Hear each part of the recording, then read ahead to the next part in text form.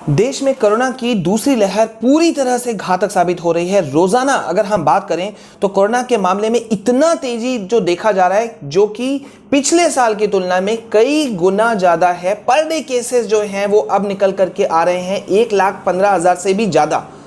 कई राज्यों जो हैं वो अब टॉप लिस्ट में, जो अभी तक नीचे दिख रहे थे, अब उनमें भी 8-8, 9-9 हजार के पर डे केसेस निकल करके आ रहे हैं। और अब आज हम आपको एक नया अपडेट दे रहे हैं आईआईटी रुड़की का, जहां पे 89 स्टूडेंट्स जो हैं वो कोविड पॉजिटिव पाए गए हैं। इसकी जिम्मेदारी कौन लेगा?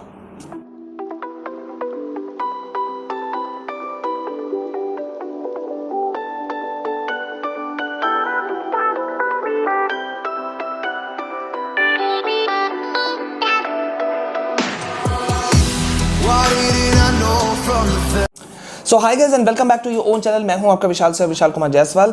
गाइस, चिंताजनक खबर है। फरवरी में अधिकतर राज्यों ने अपने यहां के स्कूल कॉलेजेस को खोल दिया। बहुत क्विक डिसीजन था। उस वक्त भी देश भर से इसका विरोध हुआ था, लेकिन जैसा होता है कि उन्होंने अपने मन का किया। मैक्सिमम स्टेट्स ने अपने मन का किया, स्कूल कॉलेजेस को खोला।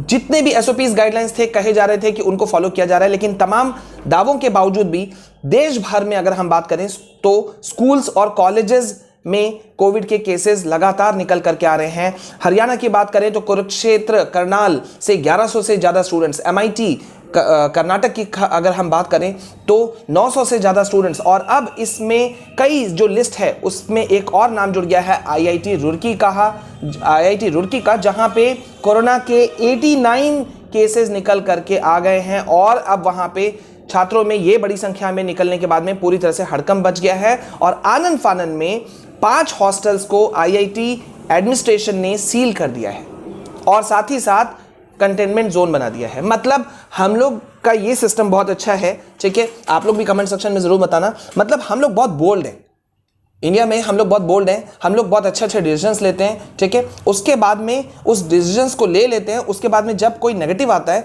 तो फटक से अपने डिसीजंस को चेंज भी कर देते हैं। और आनंद फानंद में वो जो गलती का ठीकरा है, जो किसी को तो ब्लेम करना है तो किसी के सिर पे भी उसे फोड़ दो। अब क्यों सील किया गया? नहीं करना चाहिए सील, क्योंकि इन सेंटर्स पे, यहां इन इंस्टीट्यूट्स पे, कॉलेजेस में, स्कूल्स में गवर्नमेंट ने ही बुलाया, प्रशासन ने ही बुलाया, स्कूल कॉलेजेस एडमिनिस्ट्रेशन ने ही बुलाया, जबकि सबको पता था कि बहुत रिस्क फैक्टर हो सकता है तमाम चीज़ों के बावजूद, भले ही जितने भी गाइडलाइंस फॉलो किए जा रहे हैं उसके बावजूद। अब यहां पे मैं आपको बता दूं कि जिस तरह से रुड़की में लगातार कोविड के केसेस बढ़ रहे हैं, उससे अब चिंता फैल गई है।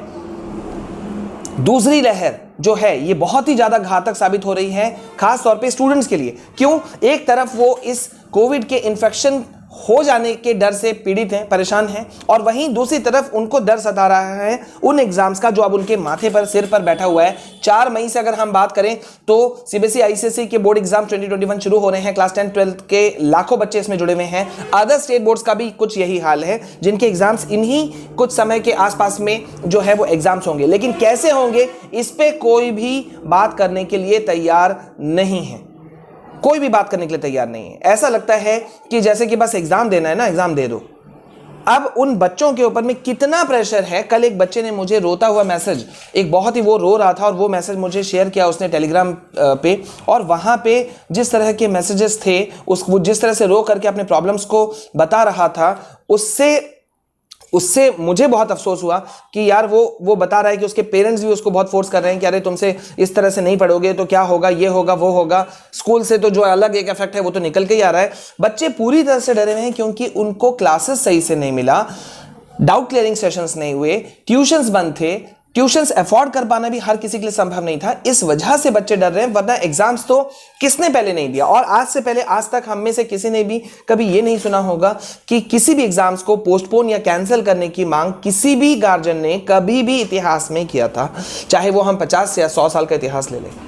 लेकिन इस बात को हम समझने के लिए तैयार नहीं हैं। अब जबकि कोविड के केसेस निकलने शुरू हो गए हैं, आईआईटी रुड़की में 89 प्लस स्टूडेंट्स हो चुके हैं, तो हमने आनंद फानन में वहां पे प्रशासन ने 5 हॉस्टल्स को सील कर दिया, कंटेनमेंट जोन बना दिया। लेकिन इसके आगे का क्या होगा हम नहीं जानते। मुझे लगता है कि जितने भी एजुकेशन डिपार्टमेंट्स हैं अदर स्टेट बोर्ड्स के, education minister doctor Ramesh Pokhriyal, prime minister's office, सब लोग मिल करके एक यूनानिमस डिसीजन पर आए, जो एक्सपर्ट्स हैं, मेडिकल एक्सपर्ट्स हैं, उनको भी टीम में रखा जाए और कुछ चीज़ें निकल करके आनी चाहिए। तो बने रहिए गाइज हमारे साथ में, हम आपको लेटेस्ट अपडेट दे रहे हैं, आपकी आवाज़ बन करके उठा रहे हैं। हैशटैग कैंसल बोर्ड एग्जाम 2021 को हमें और ट्रेंड पे लाना है, हैशटैग जस्टिस फॉर स्टूडेंट्स को हमें ऊंचा उठाना है।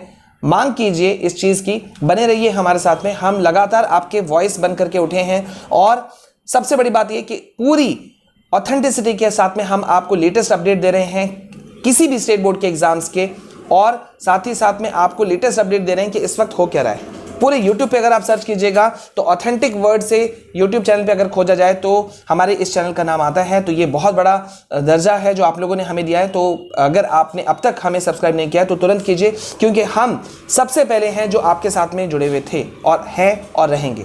हमारे अदर चैनल्स फॉर स्टडीज और माई सीबीएसई गाइडलाइन को भी सब्सक्राइब करना बिल्कुल नहीं भूलिएगा। रिक्वेस्ट है आपसे, ट्विटर और टेलीग्राम पे तो हमें फॉलो कीजिए। बने रहिए मेरे साथ में। This is all from my side.